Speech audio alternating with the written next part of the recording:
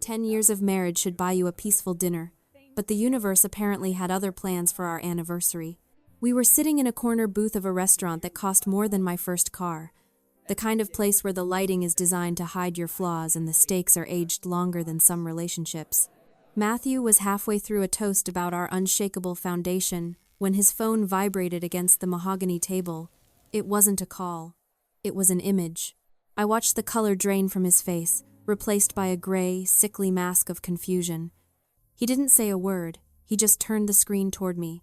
It was a high-resolution photo of me in a hotel hallway, draped over a man I'd never seen in my life. The pose was intimate, scandalous, and entirely fabricated, but before I could even find my voice to protest, my phone chimed. Then his again.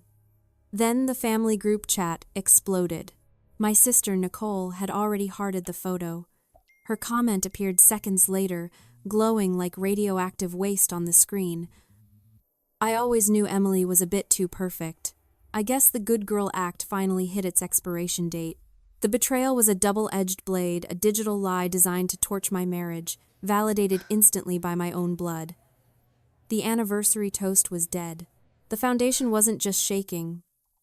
It was being demolished in real time by a niece I'd spent $54,000 supporting and a sister who couldn't wait to watch me burn.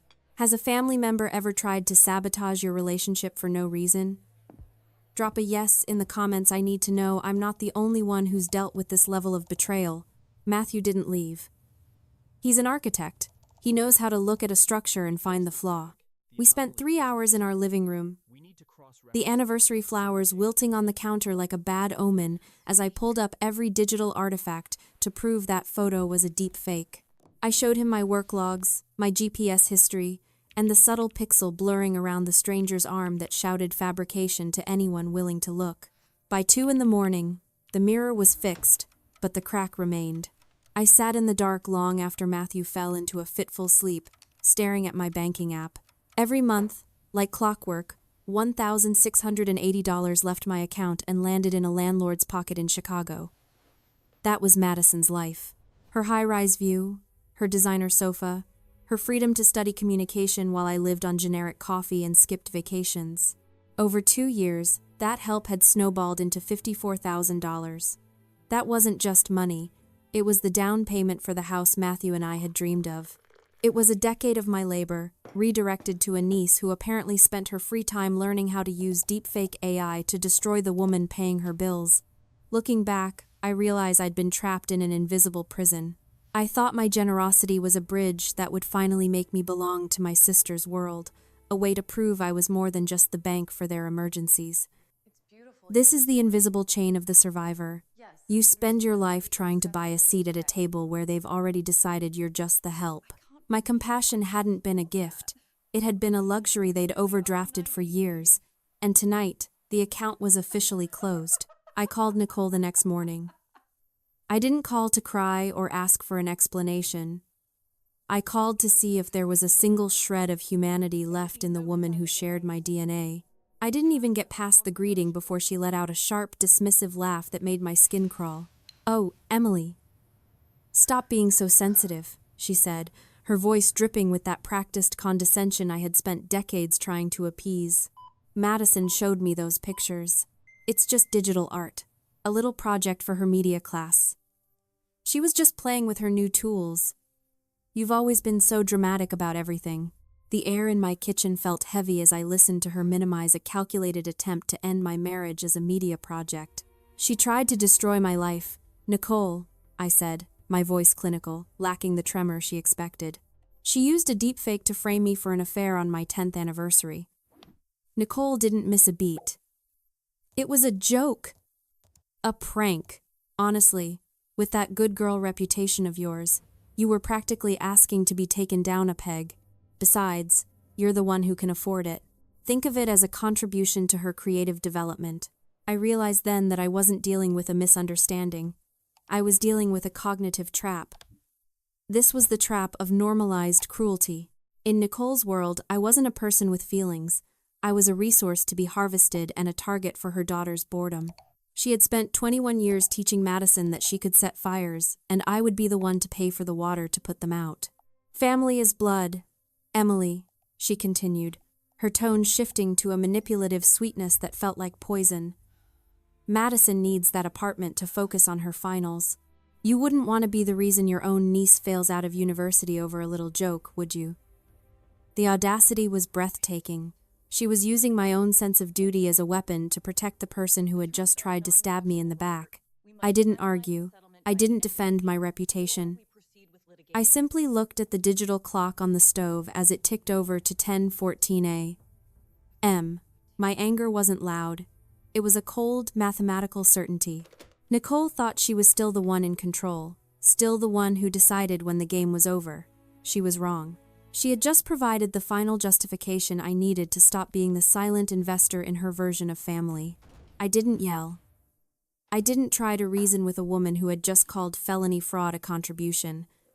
I hung up the phone with a gentle click that felt louder than a scream. The tears I had expected to fall never came.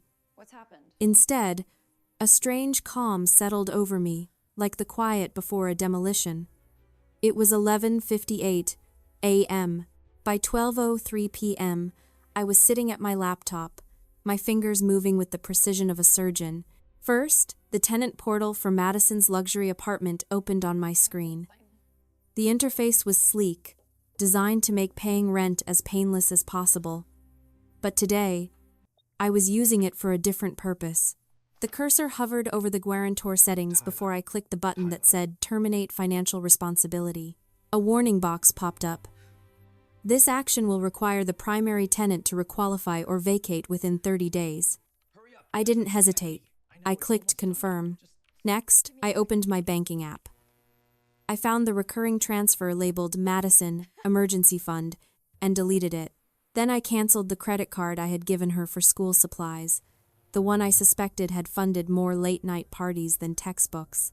With each click, I felt a weight lifting off my chest, replaced by the cold, hard satisfaction of reclamation. I wasn't done. I picked up my phone and dialed Robert Mitchell's number.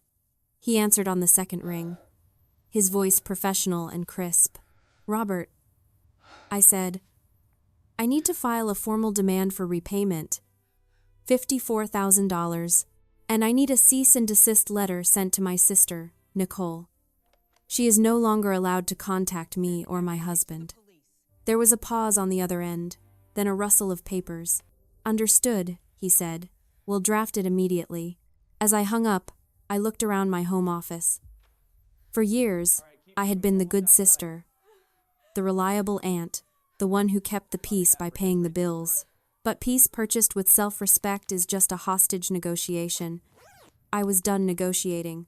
Nicole thought she could gaslight me into submission, but she had forgotten one crucial detail. I was the one holding the checkbook. And today, the bank was officially closed. The silence in the room wasn't lonely. It was powerful. It was the sound of a woman taking back her life, one canceled transaction at a time. Robert called me 2 days later. He didn't waste time with pleasantries. "We have a problem with the apartment audit." "Emily," he said, his voice flat. "Or rather, Madison has a problem." He forwarded me a document, a sublease agreement I had never seen, signed with a scrawl that looked vaguely like mine but lacked the distinctive loop on the E. "She's not living there alone. She sublet the second bedroom 6 months ago to a guy named Tyler. Do you know him?" "No," I said, a cold knot forming in my stomach. "I thought she lived alone." Robert continued, "Tyler isn't just a roommate. He's a known fraudster with a history of digital extortion. We found records on Madison's laptop which, legally, you own, showing they used your rent money to buy high-end servers. They've been running a deepfake blackmail operation out of that apartment, Emily. The photo of you wasn't a prank. It was a test run." The world tilted. My niece wasn't just a spoiled brat playing with filters.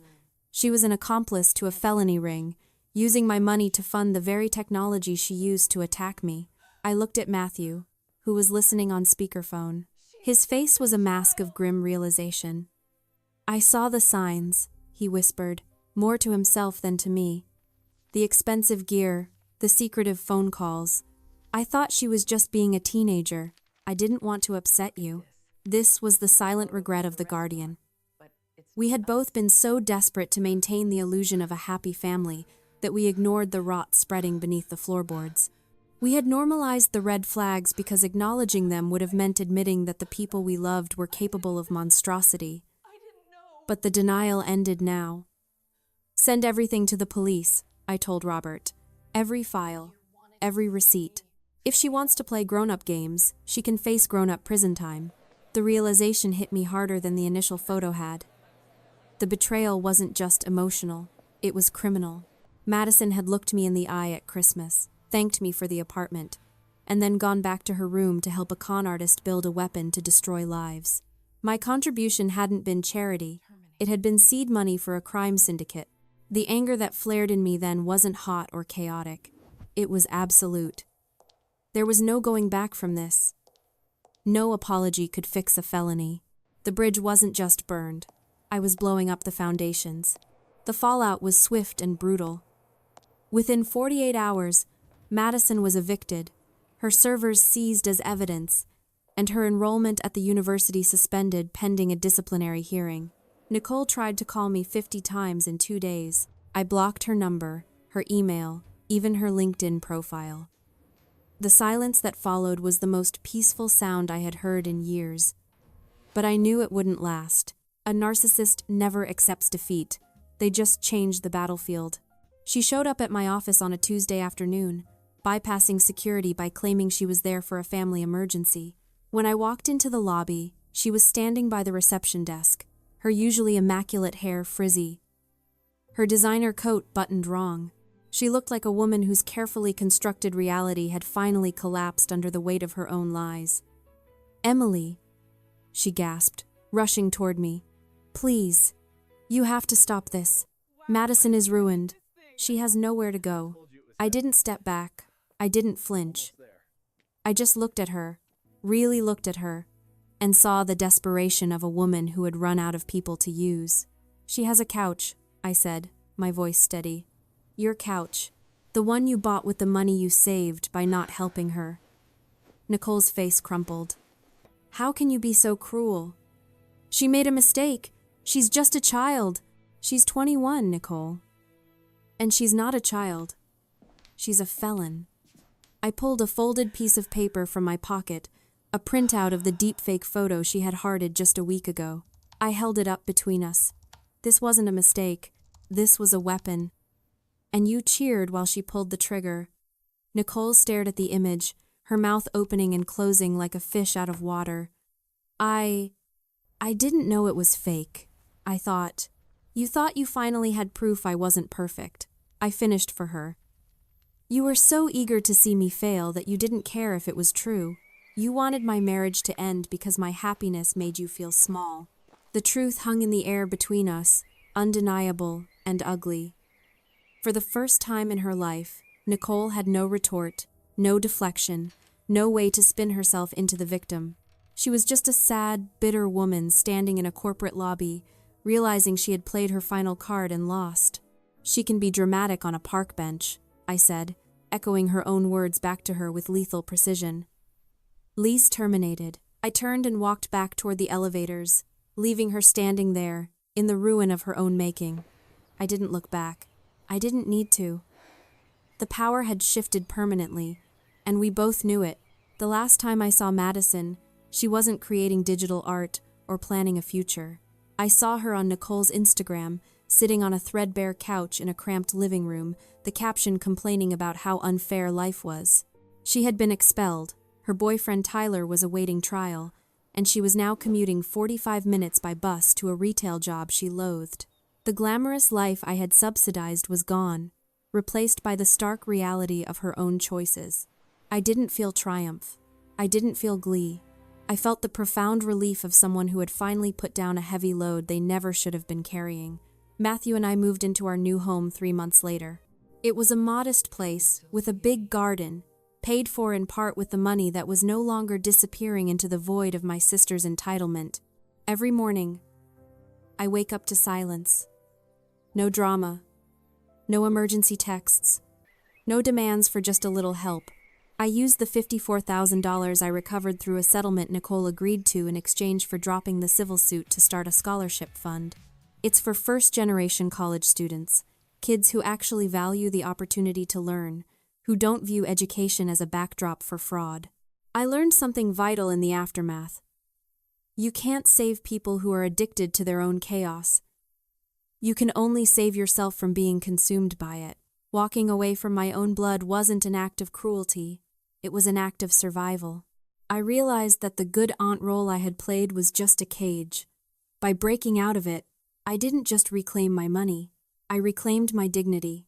Sometimes, peace looks like an empty chair at the holiday table. Sometimes, love looks like a blocked number. And sometimes, the best thing you can do for your family is to stop shielding them from the consequences of who they really are. I sat on my new porch, coffee in hand, watching the sunrise paint the sky in hues of gold and violet. I was alone, but for the first time in my life, I wasn't lonely.